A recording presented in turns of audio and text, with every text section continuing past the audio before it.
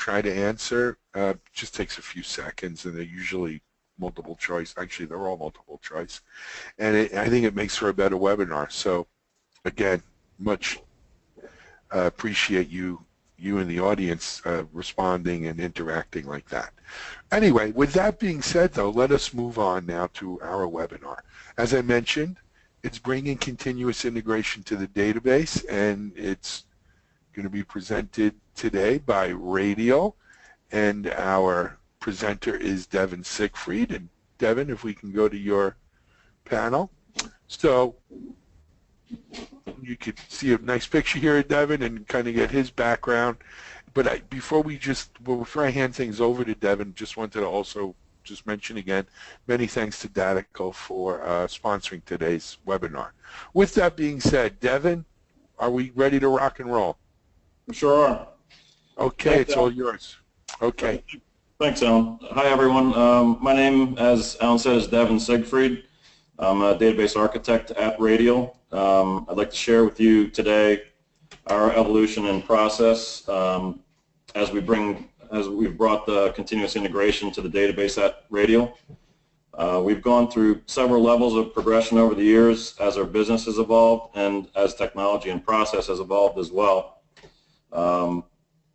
One of the first things we'll go over today is I'll give you a little bit of history about or background on Radial, who we are and what we do. Next, we'll review the business and technical drivers that led us to look for a new way of managing our software development lifecycle and our release processes. Then I'll go into to show you a little bit about what we used to do, how we improved on the old way, and how we evolved even further into CI/CD and DevOps.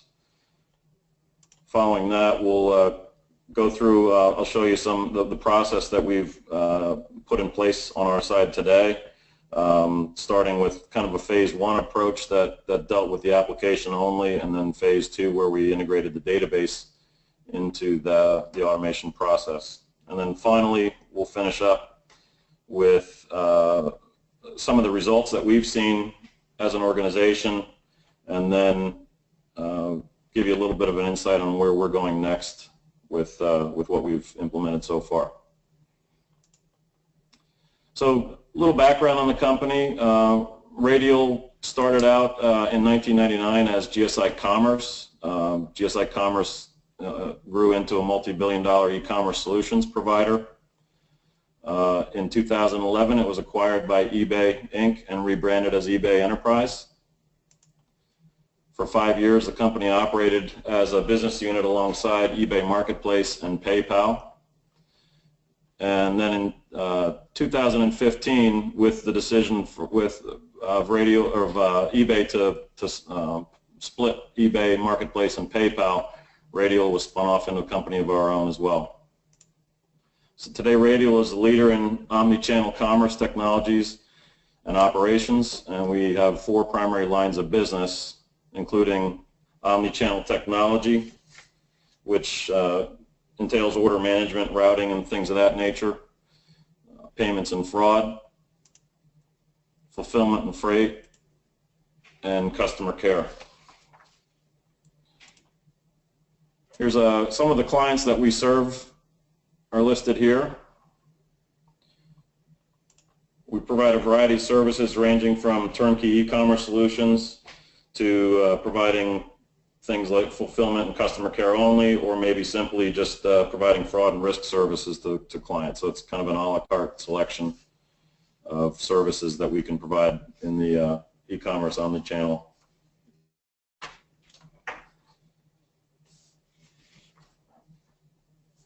Okay. I think we're ready for our first poll question now.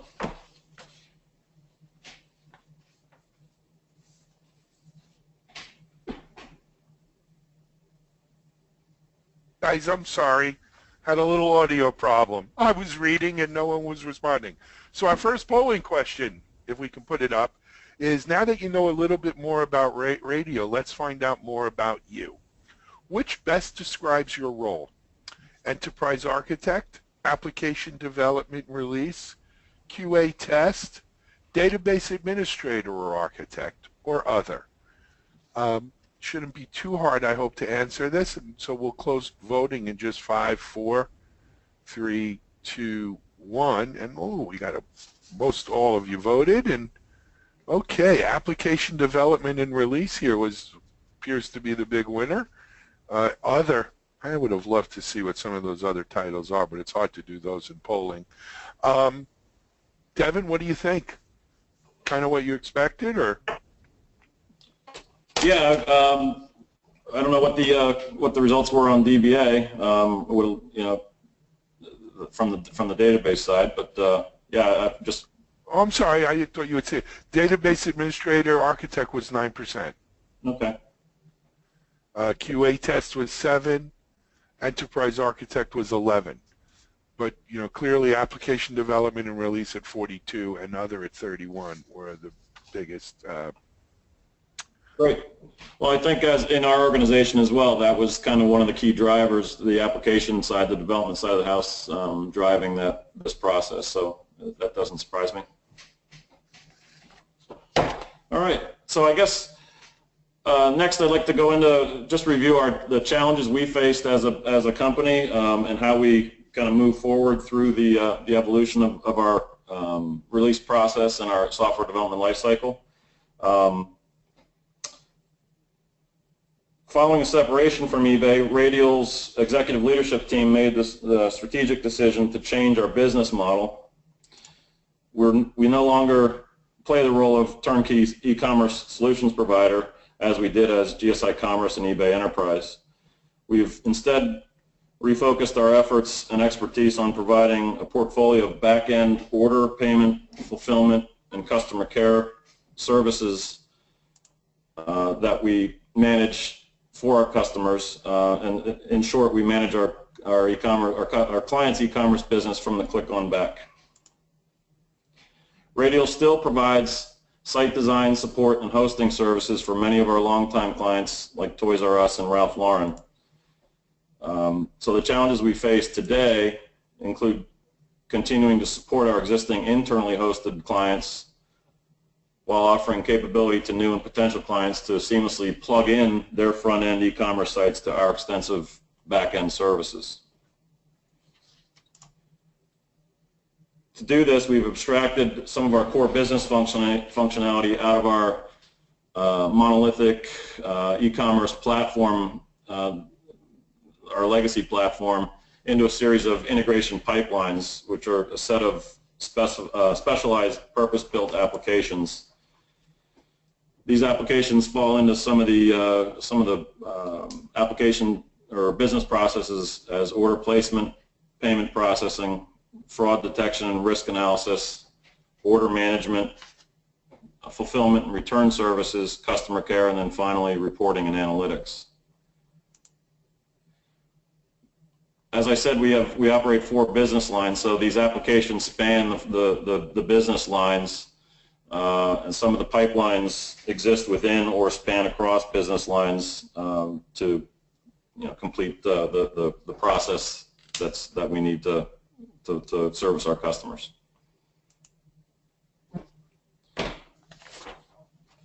To compound the challenges of managing the deployments for a growing number of applications, our multi-data center infrastructure and an existing or extensive set of non-production environments adds to the level of effort in managing applications across the infrastructure. In production, we deploy our applications across 2 data centers and then use data replication between data centers to maintain data consistency across the application or across the data centers. We use this multi-data center approach to provide load balancing, a combination of load balancing, failover, and HA, and disaster recovery. Additionally, in a non-production environment, we have, in some cases, a 6-tier development level or environment level within the software development lifecycle environments. This doesn't necessarily mean that all applications are deployed across all 6 tiers. For example, our payments application may be deployed against Dev01 and Test01, and they might utilize the continuous integration environment, the UAT01 and load test01 environments, while our fraud and risk may use the same continuous integration and load test environments, but they might use our 03 and 04 tiers within Dev, Test, and UAT.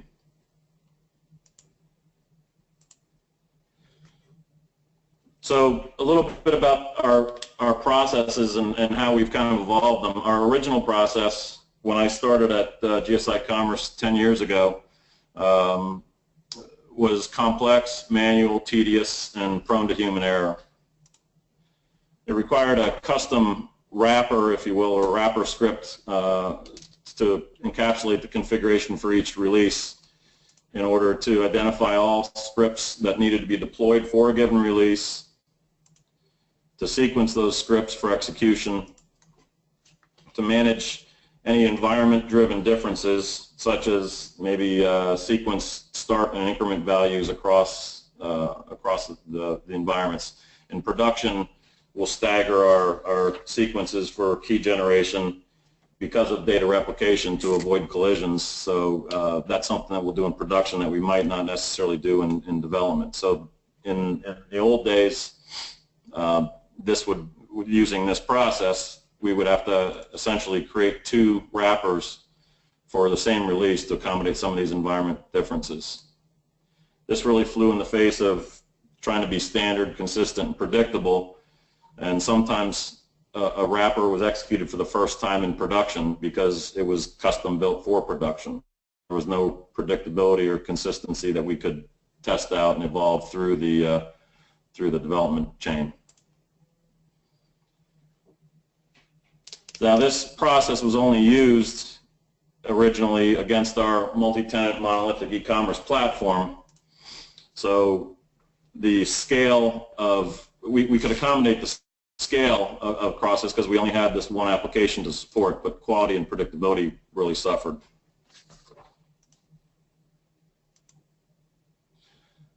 So now that we're kind of evolving our business, we've changed our business strategy, we're looking to build more smaller scale, single purpose-built applications. We're not supporting this e-commerce, this monolithic e-commerce platform anymore.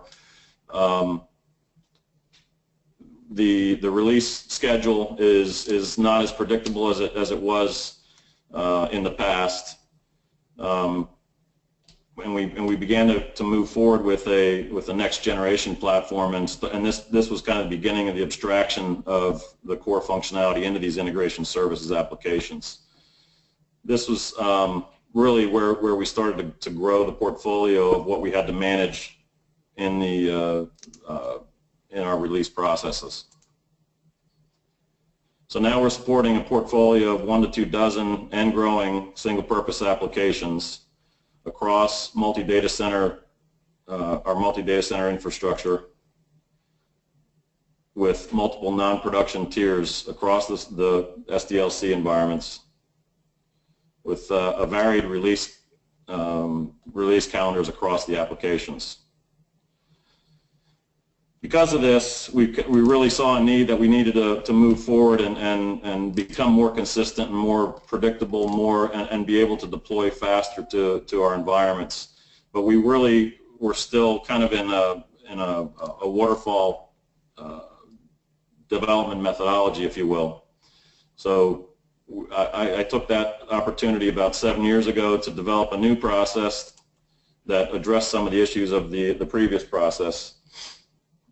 This new process didn't depend on a custom wrapper for every release. There was no editing or sequencing of scripts for execution. The execution was controlled by standard logic that was written as a bash shell script, and the deployment logic was encapsulated with application, environment, and so forth configuration occurring within configuration files. It was command line driven, parameter driven, and accepted inputs for the application being installed, the release being installed, the target environment, and the database, etc. It relied on a common rigid artifact repository directory structure within our Subversion source code control to place scripts based on the type and the action being performed.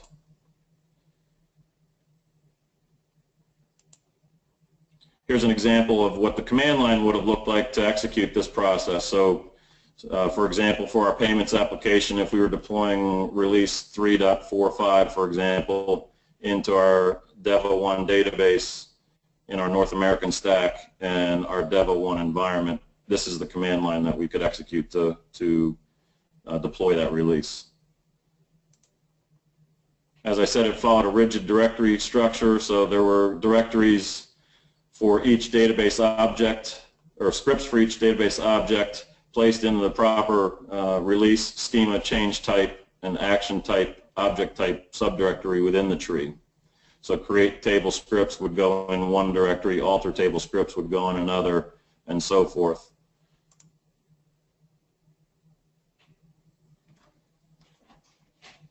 As I mentioned earlier, as the business strategy changed, this dictated a re-engineering of our software development lifecycle and release processes in order for us to stay ahead of a larger, more complex portfolio of standalone purpose-built applications, complex coordination of independent release cycles and calendars for each application, and increasing demand for faster time to market for new features and applications. In short, it was necessary for Radial to re-engineer our processes if we wanted to become more responsive and more agile while not sacrificing quality and performance. The development organization led this effort by beginning to transform our software development lifecycle methodology across the organization from one employing a sequential waterfall approach to one that adopted the agile approach of iterative incremental change. So we are now able to take, using this process, we were able to take individual user stories, push them out on their own pace, and it allowed for smaller efforts to reach production more quickly. Okay, time for another poll question. All right, here's poll question 2, guys. If we could pop it up, please, Jules. Does your organization have similar challenges to what's been outlined? And let's ask the question, how many application upgrades and new features does your organization release for existing apps in a year? Fewer than 10, 11 to 20, 21 to 30, 31 to 40, or more than 50?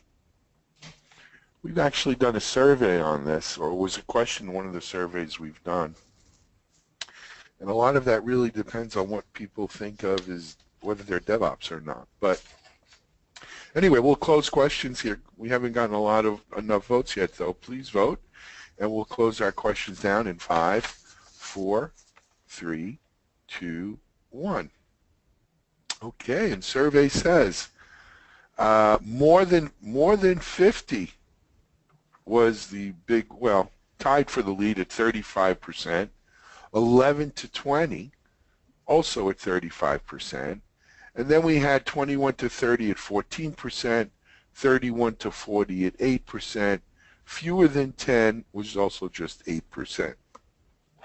Again, Devin, I think a lot of that depends on the kinds of organizations or the kinds of IT shops that are at these organizations.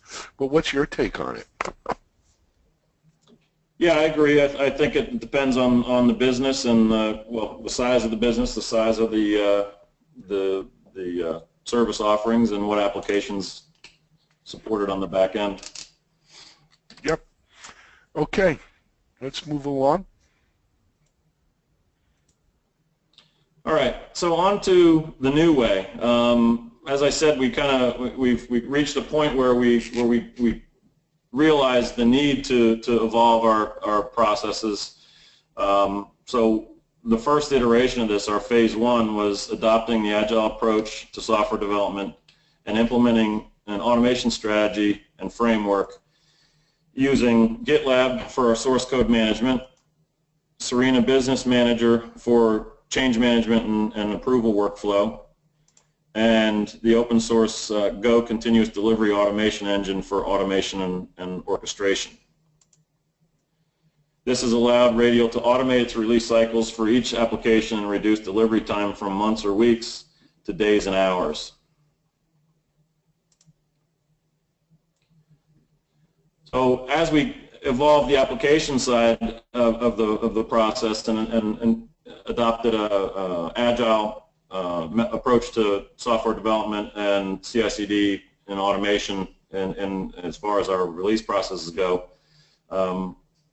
we were still stuck with the original second phase of our old database release process. This process served us well for 7 years and addressed a lot of the consistency and predictability concerns of our original process, but it really wasn't built to be run in a headless fashion, in a CI/CD automated fashion. It was light years ahead of the old way, but it still had its own limitations. These limitations included it was built to support a Subversion source code repository only, no support for Git, and it would have required significant re-engineering to support multiple SCM systems. It operates under the context of a deployable bundle as a unit of work for a given release, and what I mean by that is that it didn't operate at the discrete change level. So if you had 5 new tables being added and 3 columns being altered, the sum of those 8 change sets was the release bundle, and once deployed, the release was deployed. So it was cumbersome and manual to backfill additional changes, discrete changes that may have been added to the release after it was initially deployed to an environment. There was no stop or restart on error capability, and it required DBA resource assignment, planning, and coordination to execute and validate success or remediate issues in each environment.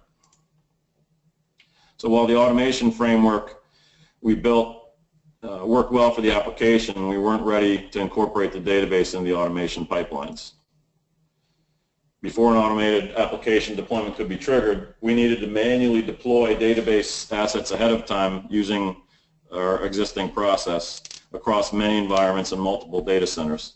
So in certain ways, this kind of defeated the purpose of the automation and of the application deployments, because we still had to stop and wait for database deployments before that could occur. So from a manpower perspective alone, though, even doing what we did removed a lot of the complexity of the workflow involved in discovery, design, build, test, and delivery of a feature set.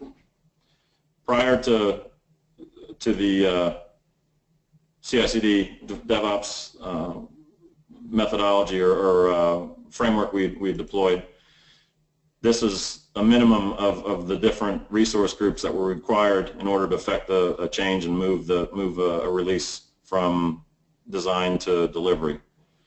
Included application architects, data architects, developers, QA testers, change management, systems engineering, DBA, and operations. After we introduced this Agile framework, or the CI/CD framework, we began to reduce that chain of dependencies significantly. However, as you can see, the DBA was still sitting as a roadblock between the developer and the deployment to production.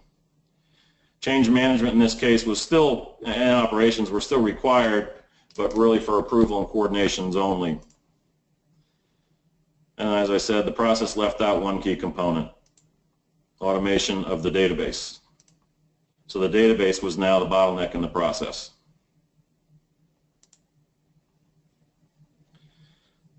So here's what the phase 1 approach of our CI/CD automation pipeline would look like prior to adding the database support into it. So we have a logical flow at the bottom here where we do a trunk build, which generates a WAR as an artifact into our Go repository. We update our ICS. The update ICS stage is where we manage properties, application level properties that could be environment specific or things of that nature, and then an integration test stage. And those integration tests are automated, and there's an on-success trigger within that stage. That on-success triggers a dev deploy pipeline, which then deploys the property changes to the dev environment, deploys the WAR, and then there's a manual rollback stage referenced in the workflow in the event that there's an error that was chosen not to be automated. So the way this would work is we would have a ref environment, a CI environment, and a dev environment, and with the iterative development, the agile development process, excuse me, we would deploy to ref and CI and run our integration tests, and only on success would that change be promoted out to the dev environment to go through integration and further development. So the inner circle here could happen iterative, a number of different times before actually pushing to dev, and then once we're in dev, we could potentially go back and repeat the cycle for many different user stories over the course of a sprint, a release sprint, before we're ready to actually push it further down the lifecycle chain. Once we're at that point, the deploy pipeline would be called, and we would push the change from test 02 out through the other development environments for the project, and then obtain change request approval to push to production.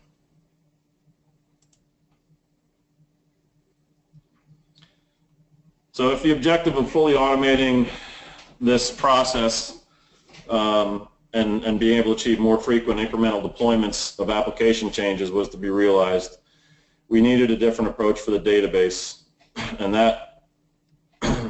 than what we had at the current time. Datical was identified as the product to fill that role.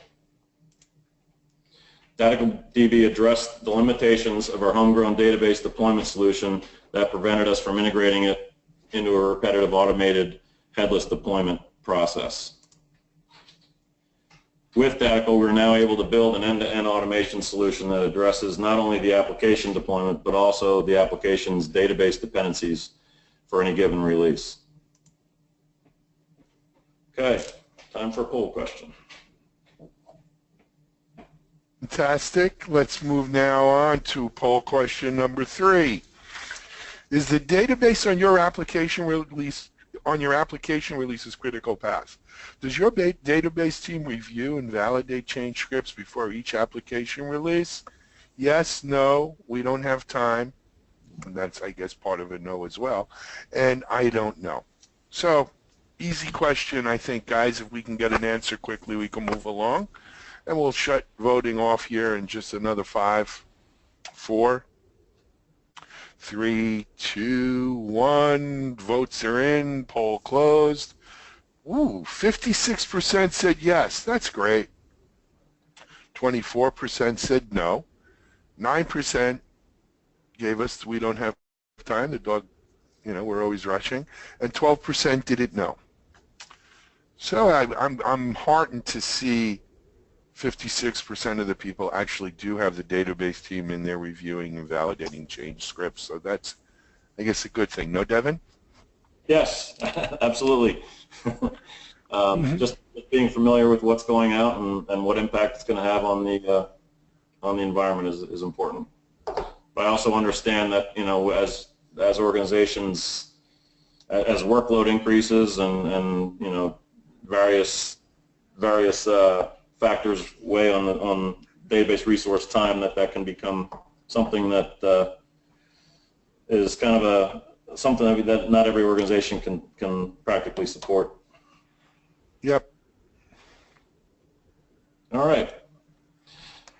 So let's continue. Phase 2 with Datical identified as our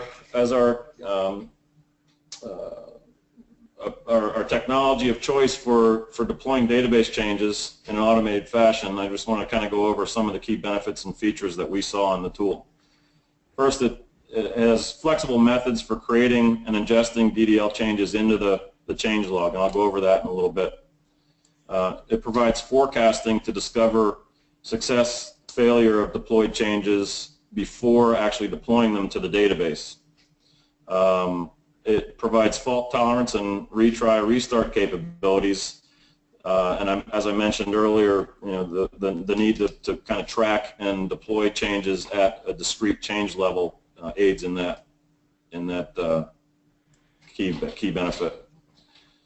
It's got an integrated rules engine that allows DBA and data architecture standards, policies, and best practices to be enforced through rule interrogation without any human intervention. And I'll show you a simple example of that as well. It manages database changes at the discrete change level and tracks deployment within each target environment for each of those change sets. Labeling and context attributes can be applied to change sets to ensure changes are applied only when necessary and only to the environments they're targeted for. And it provides a lifecycle management through a pipeline of defined target environments and status tracking for all change sets within a project. So each application can have its own pipeline defined, which addresses what I talked about earlier with one application using maybe the 02, 01, and 02 stack or tiers of our applications, and another one using 03 and 04 or so on. So each project can be custom configured to manage its deployment. So here's a depiction of what the Periodically DB UI looks like. This is the project deployment pipeline screen for our payments application. So we can see we have a number of different databases, database environments defined within the pipeline, from ref through continuous integration, through dev, test, UAT, and production. Each one of those environments is depicted graphically in the deployment plan pane, and you kind of get a status. It's a dashboard of the current state of each environment. So at this point in time, we can see that everything's fully deployed. And now at this point, if we wanted to actually affect a change, maybe our data architect is tasked with adding a new column to a new table, we could come over and right-click on change log, select new and change set. That'll pop up the change set where we can then say under the table objects we want to add a column, and these change set types are broken down by object type and then action within the object. So we say we want to add a column, and we click next. We select the table that we want to modify. We add a column name. We set the data type, and let's just add a default value here of unknown. And then we will add a comment to the column that identifies the column as an address category and lists out some of the acceptable values: unknown, residence, business, PO box, etc. We click next. Now we're asked to provide an ID for the change set. Now this could be anything from a sequential number to say a JIRA request ID, something that can tie it back to the project request. Add the author for tracking purposes, and then we can assign labels to the change set. We click on configure. That pops up a dialog box where we can select from some predefined labels that were purpose-built to handle our workflow. And then we can also add a specific release number or release name label as well. We would then click OK. So we can see that the labels are now applied. Now there's some other control, change set control attributes that can be set here too. You can check whether you want to redeploy this change every time the contents of it are modified. You can say deploy this change every time a deployment is performed, anytime any other change sets are deployed. And you can also somewhat change the order in which the new change set will be deployed, either in change set or change log order, either before other change sets or after other change sets. Then you can also specify rollback SQL or DDL for this change as well at this point. So we click Next, we get a summary, and we finalize the change. And the change that was essentially made here was that the wizard walked us through the process of adding a column, and that action was interpreted and stored as an XML change set within the Radial change log. This is what that would look like. Okay.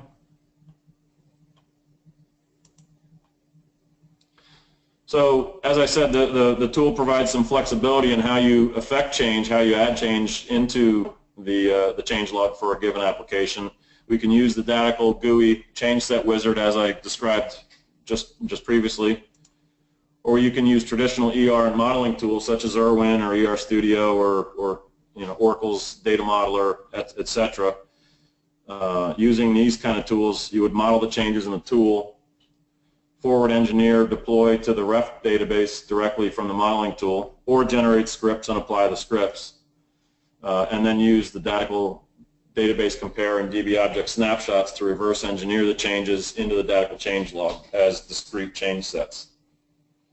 So if you applied five new tables into your reference database directly from a modeling tool, there would be 5 new create table change sets added into the Radial change log.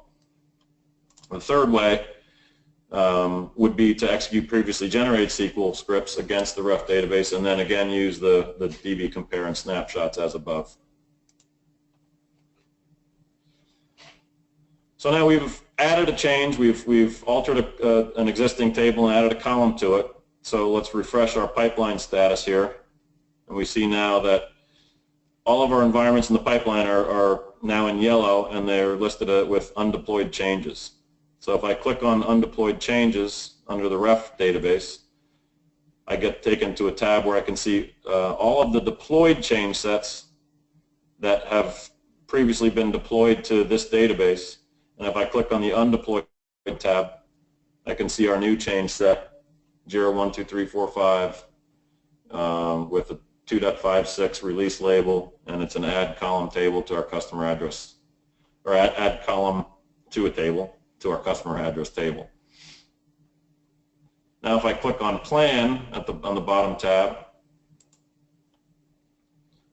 I return to the deployment plan dashboard, and now I can forecast the change against that ref 01 database. So I click on forecast. Radial goes out and builds a model of the project database schemas in memory, and then applies the changes and looks for any kind of issues that might crop up. Oh, we have a failure here with our add of a column, and this is a good time to kind of bring back what I mentioned in the features and benefits, the rules engine. What we've done here is we've applied a rule that says add columns should not use default values. So our change, if you recall, we added a default value of unknown to the new column. Now in reality, this might be a column of a not null type, not adding a default value, and that's just kind of a best practice. So if you have a large table and you try to add a default value on a not null column to a new table, it's going to lock the entire table and try to backfill that default value. So it's not a good practice. We can set up a rule that prevents that from occurring going forward without DBA review or intervention. And there's a whole library of pre-built rules that you can take and customize, or you can add your own rules as well. So assuming we go back, we get halted here by the forecast failure, we recognize what our issue was, we go back and we fix it and we reforecast. Now this time we get a successful forecast. So we now can come over back on the deployment plan, and we can click on deploy. Deploy again is going to go out, and now it's, instead of simulating the deployment to the database, it's actually going to deploy it. After we're done, we get another HTML deployment report listing out the status of the deployment itself. And here we can see that we deployed our Jira 1, 2, 3, 4, 5, but we also executed 3 additional change sets.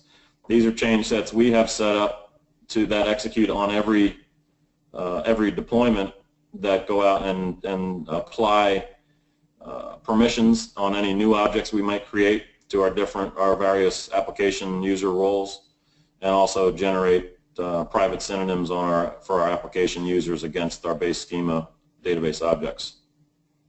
Now, it's important to kind of note that while I'm doing this all through the GUI here, clicking on buttons, this is all fully integratable into an automation engine through the command line interface that the tool provides as well. So every action I just performed through the GUI can be performed on the command line. In addition to the HTML reports that you get, there's also each action would return a return code of 0 or 1 indicating success or failure to the automation engine, so that you can build in your dependencies on success and so forth. So now, after deploying, you can see now that Ref 01 is back to green and listing as fully deployed, while the other environments within our pipeline are still showing undeployed. So that now, at this point, we can either walk through the iterative process of doing this through the GUI, or if we're in a position where we have an automation pipeline set up, this can all be handled automatically through your standard workflow processes. So again, Radial provides 2 different interfaces, the graphical user interface and a fully functional command line interface. So while the GUI is practical for data architecture changes, a DA modeling and authoring DDL changes and applying them into the ref database, the CLI can be used, as I said, to integrate the product with your automation engine. We'll go into next an illustration of what a workflow like this might look like in action. So here's that same pipeline that I showed you before from GoCD with the added stage of Radial build and deploy to CI stage. So now instead of just building a WAR file and updating properties, running integration tests, and then deploying the WAR, after we've manually deployed database changes, now we can put the database changes inline into this workflow and execute it automatically. So a little background on our environment. We have 2 different data centers. We have our production tiers and our non-production tier. Our production tier spans about 2 data centers. We have GoCD running as a cluster and managing all of our pipelines for all of our different applications.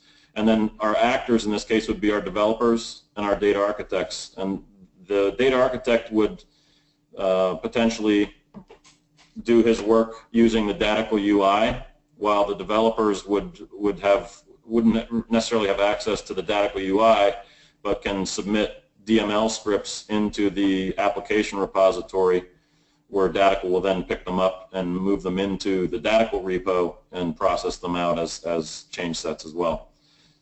So from a command line perspective, we have Radial deployed onto multiple servers within each of these tiers. The multiple servers are strictly for failover and availability, where we would have the Radial command line interface and a GoCD agent installed on each one of those servers. And again, the non-production tier would support the non-production target databases. The production tier in our Las Vegas data center would support our Las Vegas production target databases, and so forth. So a little animation here to show how this pipeline would actually be executed in an automated fashion. Developers, again, and data architects are our primary actors here. Developers are responsible for application code, DML scripts, any DML scripts that might be required for configuration data, reference data, and so forth within the application. And then if there's any stored program units using PL/SQL, they could be authored and checked into the application repo here as well. and then the data architect who's responsible for modeling and authoring DDL changes. So the developer may check in his application code into the development branch at the same time the data architect is modeling and committing his DDL changes to support the code changes. The developer, again, same one or different one may check in some DML scripts or some stored program units. Once that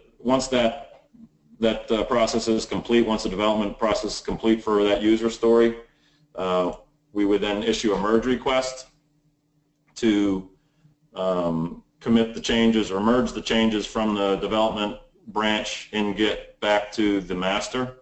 And once that's done, the commit to the master triggers a call to go CD, which would generate the WAR artifact into the Go repository.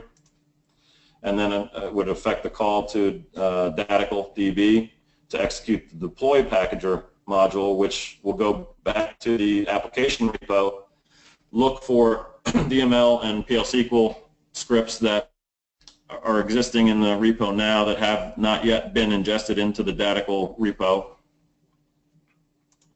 It will execute those scripts against the reference database, and upon success, it will migrate them to the Radial repo. Once this is done, the Go pipeline would then would cut a database artifact off of the Radial repo, which is essentially it's a point-in-time snapshot of the Radial repo with the changes that are bundled for this release. And then a call to Radial again in the forecast to run a forecast against the continuous integration database would be called using the DB artifact from the Go repository. And upon success, we would execute a deploy against the continuous integration database or environment using that database, that Radial repo artifact from the Go repository. Once that's done, the WAR would be deployed as the next stage in the Go pipeline using the WAR artifact that was generated in the trunk build, and then automated integration tests would be executed against the application in the continuous integration environment. If those tests all come back green, thumbs up, then we invoke the dev deployment pipeline. So now we're acting against the dev database, and we repeat that process again. Hammer forecast using the Radial repo artifact. On success, we execute a deploy and close out the dev deploy in the database. Return to Go, deploy our WAR, and complete the process. Now, had we had to do this manually, we would have had to stop the process after the WAR was cut and had a DBA manually do the deploy against the reference database, the continuous, well, at least the continuous integration database and the dev database, and then any other database up the software development life cycle. At this point, once we're in dev, we can repeat this process iteratively for different user stories, and when we're ready to cut a release at the end of the sprint, we cut that we go through the same process again and deploy out to the rest of the environments. Okay. This is what I've been waiting for. Poll question number 4. Our last poll question, actually. Is your organization following the same path as Radial? Does your organization automate its database change management and deployment process? Yes. No, but we plan to introduce this. No, and we don't plan to introduce this. Or I don't know. Shouldn't be too hard to answer. I don't want to waste too much time as we're getting near the top of the hour. But if you can give us your answer in 5, 4, 3, 2, 1. There we go. And answers are only 21%, so about a fifth of people are doing it this way now. 53% aren't doing it now, but do plan to introduce this, and that is encouraging. 9% say no, absolutely not, and we don't want to have anything to do with it, and 18% don't know. So roughly almost the amount of don't know, or roughly the same amount of people who are doing it. But the 50, over half of you who aren't doing it are planning to, and that's great. Devin, take it away. All right, so the results of all this with our new way, after CI/CD, Agile, and DevOps automation framework, including the database, we're now able to kind of gray out change management, DBA, and operations, and there's a clear path from development out to production, with the only requirements of involvement from change management and operations again being for approval and coordination, and a DBA only being required for troubleshooting and remediation in the event of an error. So we've cleared the path for release deployments ahead of the development organization. DBAs are now removed as a bottleneck to the accelerated application release deployment process.